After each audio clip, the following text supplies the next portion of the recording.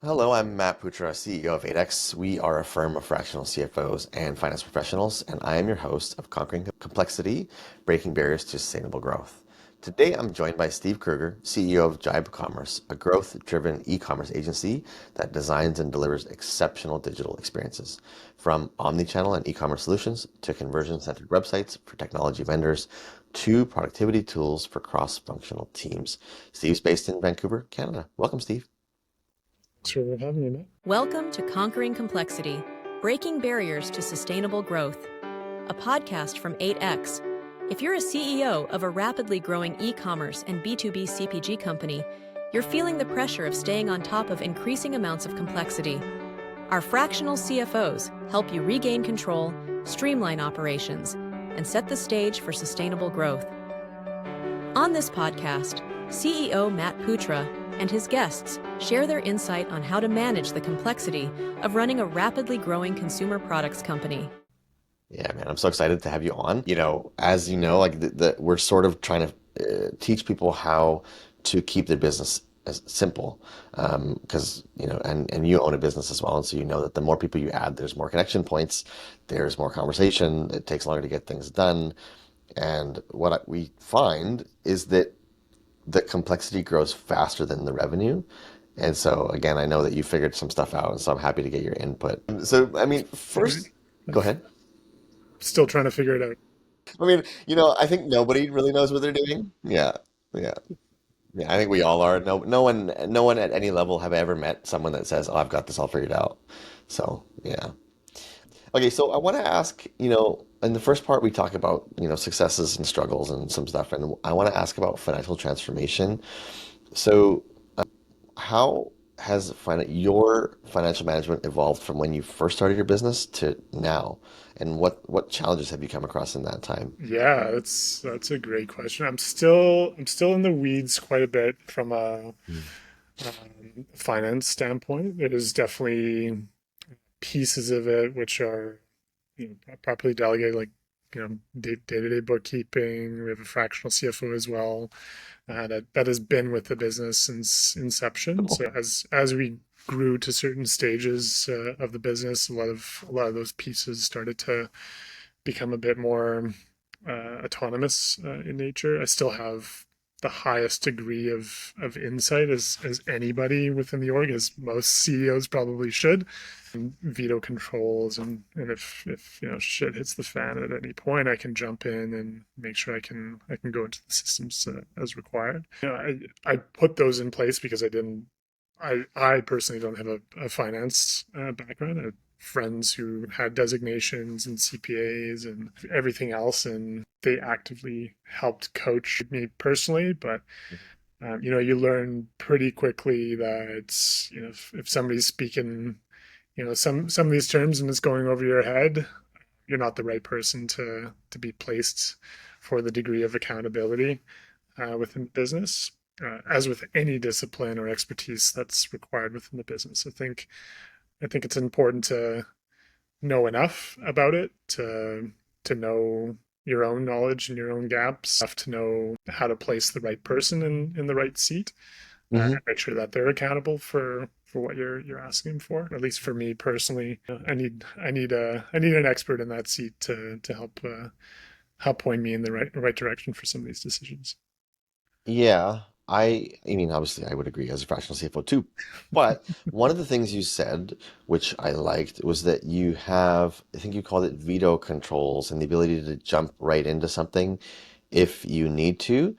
I wanted to double click on that. How did you figure out how and when to set that up? Maybe that's it's my baby. I'm the founder.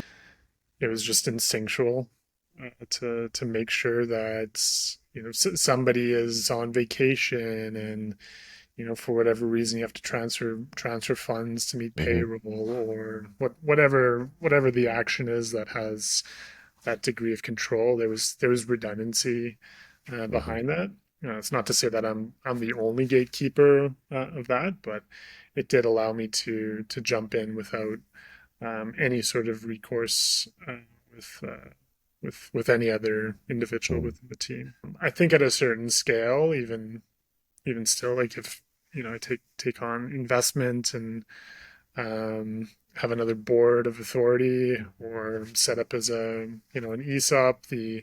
Hmm. The accountability for me as a director, maybe that's not a good thing for one person to have that degree of control. There should be gates involved for that sort of authorization. But at the stage and size of us as a business, it's nice to have that ability. I'm not the person releasing payroll. I'm not the person who's submitting the financial documents. I'm not the person talking with the banks in most cases as well for the day to day. But I Yeah, still yeah. hold the primary relationships with a Nice. lot of those vendors, institutions, lenders as well, in some cases, investors in that case as well. Hmm. So if there's any sort of decision making power, I'm still the person to keep those and maintain. That makes sense. Yeah, and I don't know that that ever goes away. There might just be one other additional sign off, but yeah, but it makes sense that you would always be on there. Well, talked about systems a bit, and that's another thing that happens is like the systems that worked when you first started don't keep working. How have you and your fractional CFO evolved your systems? And in light of more data, more people, more probably more projects, more clients, like what have you guys had to do to evolve your systems to keep up? So JIBE's been around since 2009. A lot of SaaS and cloud-based tools just didn't exist at that Mm, stage in time. So a lot of desktop-based, like QuickBooks Desktop was there, online wasn't mm, available. So that was a major migration into Zero, which is what we use right now from mhm. an accounting and book Cool. system. Yep. Gave Hmm. me near real time access to a lot of those books, where before it was, hey, throw this in Dropbox, let's see the Excel spreadsheet or the export. That's been really good visibility for me to run models or forecasting or any sort of that, any sort of those insights over time by myself personally. It's allowed me to just play around with numbers as well and build up my own confidence in how to interpret some of the data and some of the insights there. It's not just a single source, and I'm just being fed the metrics that they think is important to me. Equally so, it's been nice to have a decoupling of the bookkeepers who are in that, people who are filing the taxes, who are looking at tax credits and systems like Shred, for example, and also my fractional CFO. Those are three or four different people that are providing very different perspectives in some cases to give me also a bit of a gauge in how to view certain portions of the business. So instead of having a single point of perspective, I've really appreciated that round. And so, like, there's people in the systems, and you said the multiple points of view. How do you sort of make sure you're getting knowledge from, like, and true insight from those people and those systems? And specifically in reference to your strategy, like, I haven't asked you that, but if you're going to grow and exit one day, if you're going to grow, be a holding company or whatever, but how do you make sure that you're getting like knowledge and insight from the operation of these people and the systems behind them? Yeah, we usually have uh, bi-weekly checkpoints on the day-to-day stuff from bookkeepers, monthly check-ins through fractional CFOs or CFO, and then quarterly, like, larger reporting insights as well. So that's on the also as well. It's a bit more visible overview. Our internal, we're a service company. It's time and materials in most cases, project based work. So a lot of utilization of resourcing, our staffing, our, like, what's happening on the day to day. A lot of that stuff is reported directly from our operations team. So How do you get that information? Is it uh, like a Word doc, Google Sheet, some other dashboard? yeah, we're using, so for utilization tracking, hours, and all that reporting and timesheets, that's reported directly within a shared Google sheet. We've played around with dashboarding before. We use Teamwork, which is a PM tool, time tracking tool as well. So that's near real time data. And then we'll pull in that data and reporting, present it in a way where that's in a Google sheet. We'll see utilization tracking against each resource across projects, actuals and budgeted against, what are the tasks, what are the, what how are we progressing, what's the burn rate, are we over trend, under trend? Our bookkeeper doesn't really care about that. They care about Yeah. invoices and everything Yeah. else Yeah. on Yeah. the customer Yeah. side. So it's why there's two sides of that. But it also allows us to track against how we're invoicing against our customers, and then tracking AP and AR on the other side too. So And how do you make decisions on this stuff? And because and I ask this because one of the things that even I'm guilty of too, actually, is seeing something I don't like and seeing it more than once and maybe even more than twice and not deciding to take action still. What's your approach on actually doing things or correcting or taking action based on those items? And how do you know when to take action? so there's different degrees of views of that information. We have our daily views, weekly views, monthly views, quarterly views, yearly views. Daily views, I don't have purview to. I don't need to as well. Hmm. There's individuals within the organization that can make decisions based off of that. I'll see a bit of the weekly views if I want to dive deep into what I see trend lines going for on the monthly cycles.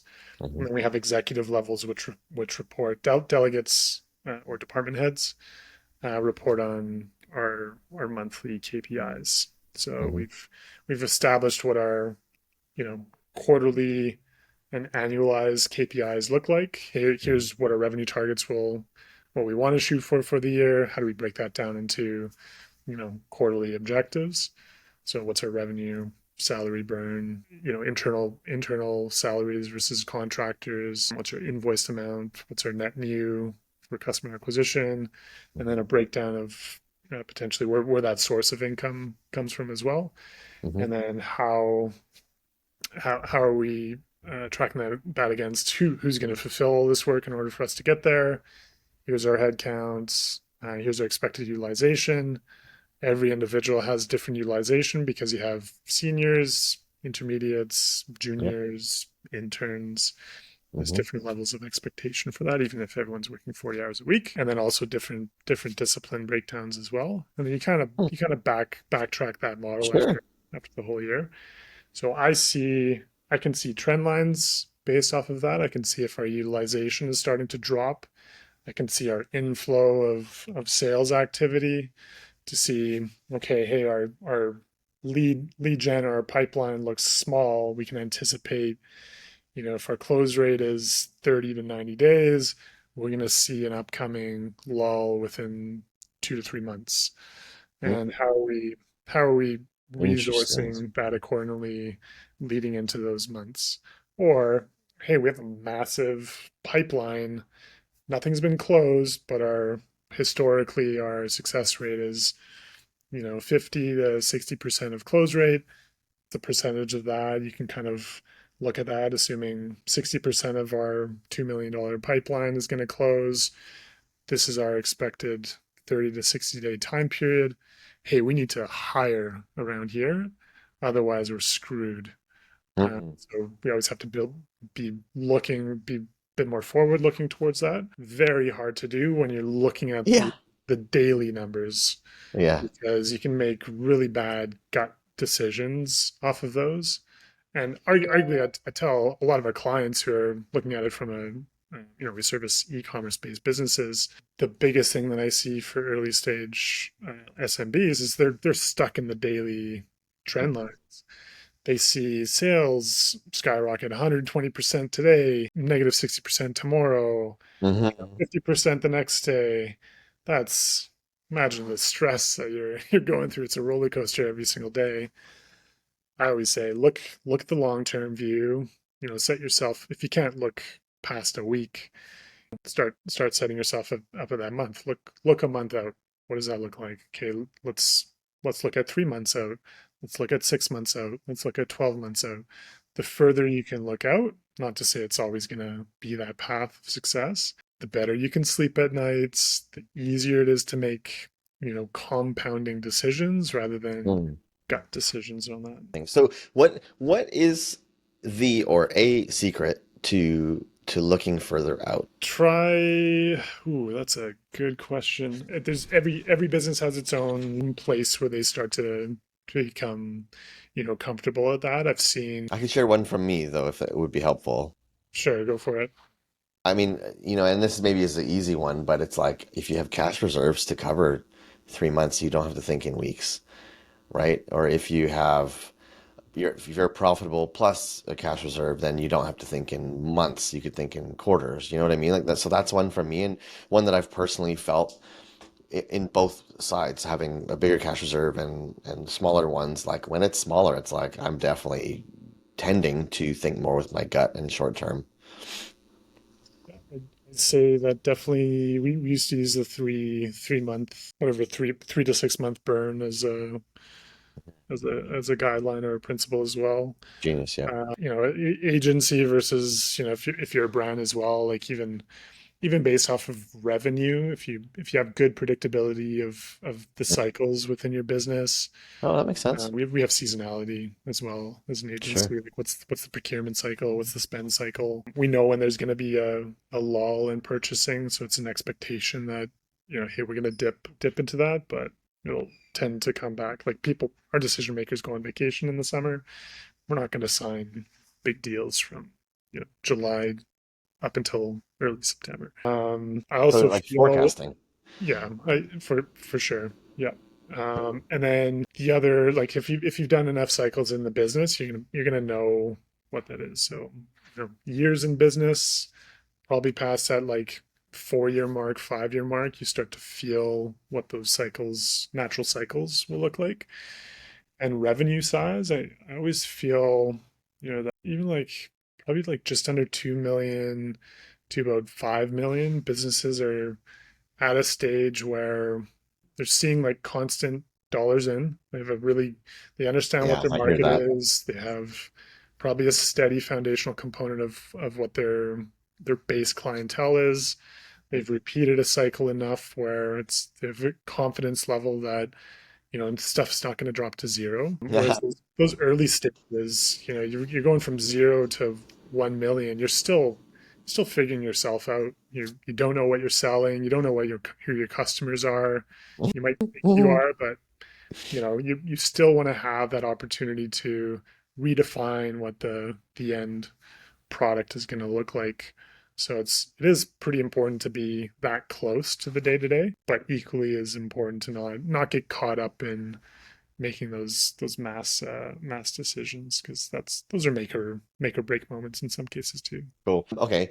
Interesting question. So, a genie appears and grants you one wish that you can use on the financial side of the business. What do you wish for? Tell me what I'm going to be making tomorrow.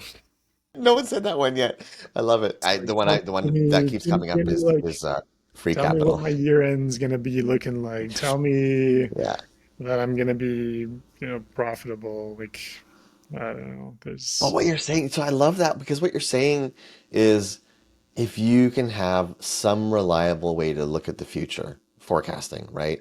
Then it takes the stress away. And that has been my experience. And so I'm just constantly looking for ways, and probably your fractional CFO was doing the same thing. Like you talked about breaking down your pipeline and the time frames and this and that, and your guy is or gal is probably testing a few different ways for how that might look. And so then that gives you more clarity. And that's, yeah, I mean, I see that too. That, I mean, not everybody has luxury of 3 to 6 months, and even we don't currently, but like clients, it's hard to come by a 6 month OpEx buffer, but forecasting can do it.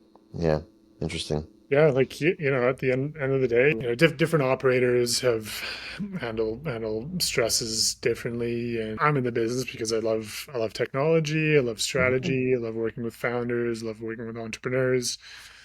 The further away from that stress and reliability of that data, the more I can focus on the stuff that I love to do.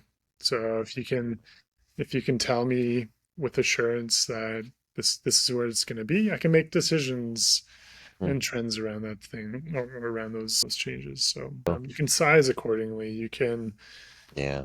fight for the things that are important rather than when you're at those bottom ends of the barrel, stress becomes pretty real. You make irrational decisions. Emotion comes to play in some cases as well, which is really tough, Hmm. especially if you're the founder of the business. It's a very different beast when, I've worked with companies where the CEO is not the founder or the stakeholders are not the founder. It's a very different experience to see because the irrationality isn't there. They think very logically, practically. They're guided by numbers. They're guided by reality. Founders are very much guided by emotion. You're driving a vision. You're driving a mission. You've crafted this thing from Yeah. typically a personal interest or something that you see personal value in. It's hard to break down those barriers sometimes. Well, yeah, good answer. So we're going to take a very quick break, and when we come back, I'm going to ask Steve some personal questions. You've spent over 20 years in corporate, and now you've stepped off the hamster wheel to run your own show as a fractional executive. Whether you're flying solo, leading a small firm, or running a boutique, Maven is your fast track to earning over $500,000 annually, and potentially more, without the grueling corporate hours. This is your shot at the freedom, flexibility, and independence you've worked so hard to achieve. By infusing your intellectual property into all aspects of your revenue generation, Maven transcends the limitations of other sales and marketing approaches. You'll have a pipeline so full that prospects who truly value what you bring to the table will be the ones knocking on your door. You'll work directly with Jay and Taz, who've led the way for over 30 years, helping countless executives make this leap. Contact j.kingley at fractionalmaven.com. Spots are limited, so act now to build the business and life you deserve. Okay, welcome back. We are talking to Steve, the CEO of JIBE Commerce. Now, Steve, I want to find out a bit more about you. My first question is, what happened in your life that most explains where you are today? I started my first business when I was 14 or No 15 way. in my parents' basement. I was like amateur gamer. We Cool. toured around and we're sponsored by like local computer stores and stuff, but Really? got my first little wind of entrepreneurship during those periods. I made clan websites for Counter-Strike clans. Oh, So spun up websites using that, made templates, designed them, changed the colors, sold them for like $50 a pop, and just kept mm, kept cycling them through different members that we would compete with. So people would look at our site and be like, "Oh, cool! Can I have one of those?" Sure. Sell you one. So paid for my paintball guns and skateboards and everything else that's through awesome. through high school, which is cool. And then got into hosting and infrastructure because if you're selling a website, you need to host it somewhere. Got Yeah. that was my first entry point into recurring revenue on a monthly basis, and then realized I was building up infrastructure and hosting, and we really needed practice servers at that time. And I realized I could sell the exact same CPU cycles back to the same customer for at a way higher margin, Hmm. profit margin than what I would have charged. Hmm. So resold those, and then And was this like on racks in your basement, like on this servers? was in Pier 1 Harbor Center downtown. I was taking the bus after school and going into data centers, setting up the 1Us and 4Us. I was like a little kid with a sweater on, popping these things in, and all the data center technicians were looking at me, wondering like, whose kid is this? Like is he was he brought into work today and just didn't Yeah, go to yeah, yeah. school? And then sold the business when I was 17 out of high school. Holy So I shit. got a little nest egg, and that was the that was the hook to the worm. And just loved the building component and creating component, and um, yeah, I haven't really had I've had maybe like one job where I was hired by somebody. But my whole life I've just been entrepreneur at heart, love the building of businesses and bring together people to solve problems. And equally so, a lot of what how JIBE is being built and has been built over the years. It's in service of that, and I've been really fortunate to have brought in a lot of my personal values towards it, as well as personal interests. We work with a lot of organizations which we call Better Life Brands, which is more value based aligned organizations where as long as the goal and orientation of the organization is to better the life of their end customers, could be going outdoors, cycling harder, adventure, eating healthy. It allows us to cross between many different industries that touch on that to allow us to utilize technology and commerce and still be capitalistic around it. I love money. Sure. I want to make sure that money is being, pushed in a direction that's going to help Cool. humans and help people at the end of the day. I never thought about that before, like better life companies. That's really interesting. Because I mean, just personally, we're like e-commerce, CPG, kind of clean tech, green tech, but we tend to try to work with people that are doing cool shit. But that's an interesting thing to call it. There's definitely organizations that greenwash, uh, Yeah. but it's pretty self-selecting when it's a value aligned organization. The founders are typically have that same sort of drive. I don't want to work with assholes. Don't want to work with Mm, people that go against that. cool. And I love being in the circles of that sort of energy within business. What do you love most about the e-com CPG space, and what do you hate the most? Ecom CPG space. There's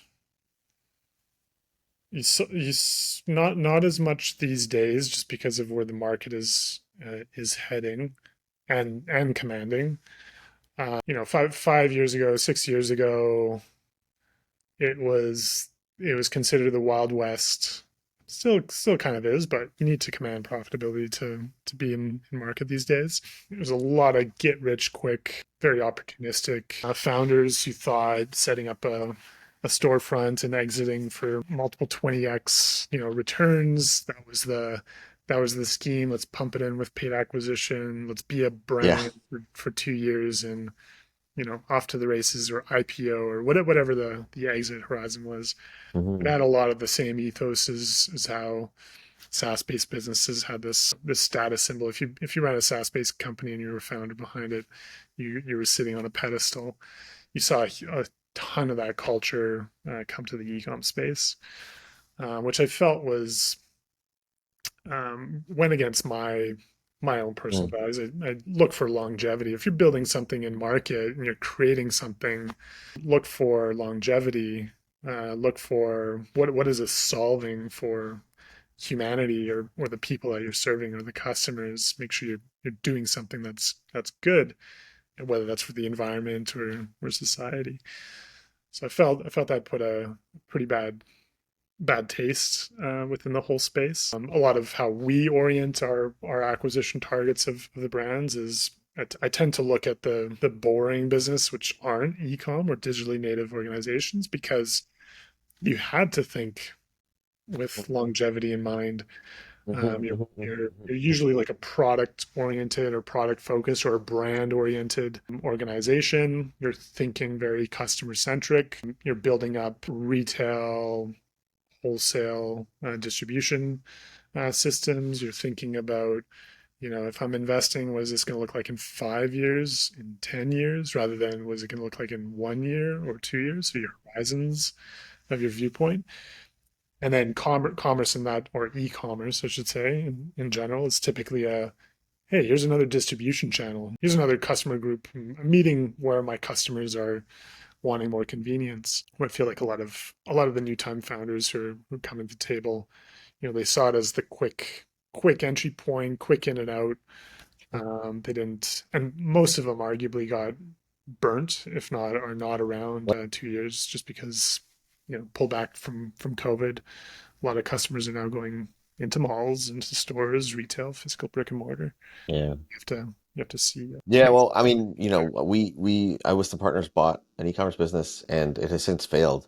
But the guy that bought it from us had the long-term view and it's doing better under him. So, yeah, very interesting. Who do you look up to? who do I look up to. Good question.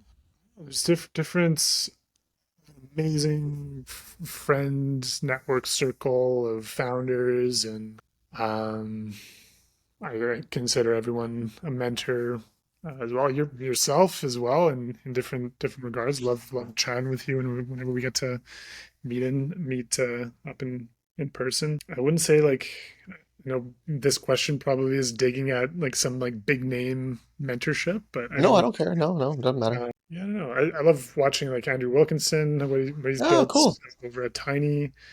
Very different model. Tried to model a um, couple of investment theses around that, or at least the structures and how those are placed in a much smaller way, which kind of leads into how Berkshire and everything else was modeled as well. I love the long term view of investing, Hmm. which Andrew I know has gotten from that Hmm. view, just Cool. applied it to technology. Yeah, I don't know. There's always early on in my career was always like the moonshot people like Sergey Brin and Steve Jobs and Bill Gates and all tech entrepreneurs. But the more and more I realize over life, it's that's not everybody can. That's an amazing aspirational goal, but to the general population, it's so far out of reach. It's one in a billion chance to Yeah. get to those levels. Well, even actually, Mark Cuban said recently that if he was asked to do it again, he could be a millionaire easily, but didn't think he'd be a billionaire again. He was like, it just was right time, right place, and he could make $1 million easy. But yeah, I thought that was pretty funny. He's an interesting. I love watching him talk as well. He's such Yeah. a you take, or at least when first like listen to him. He seems like a very boisterous Hmm. individual, very blunt, Hmm. very direct. Uh, but a lot of his value system is solid, like very fair, very for the people. Yeah. Very different views than what you see from a person who's a billionaire. Just love his model and thesis around investment as well. Okay. Last question, and that is, if somebody wants to get in touch with you, what's the best way for them to do that? Best place, LinkedIn. You can find me, Steve Krueger, with a UE, just like Freddy Krueger. That's usually where I'm most active, but I say it on my LinkedIn as well, and tell everybody, reach out to me. I try to message everybody that messages me on LinkedIn. Love having chats like this, even if it's for 10 minutes to an hour. Love going out for coffee, meeting people in person. I travel quite a bit for work as well, so Cool. never know when I'm in your town. But yeah, just love connecting people, finding other founders and entrepreneurs going through this. Well, we will put that in our show notes and people can find it there. Steve, thank you so much. This has been awesome. Thank you for being a guest on the podcast. Awesome. Thanks for having me, Matt. And for everybody else, please be sure to subscribe on all the major platforms. And we also have us on YouTube. And remember, growth isn't just like going for scale. Keep it simple, conquer complexity, and then break through the barriers one step at a time.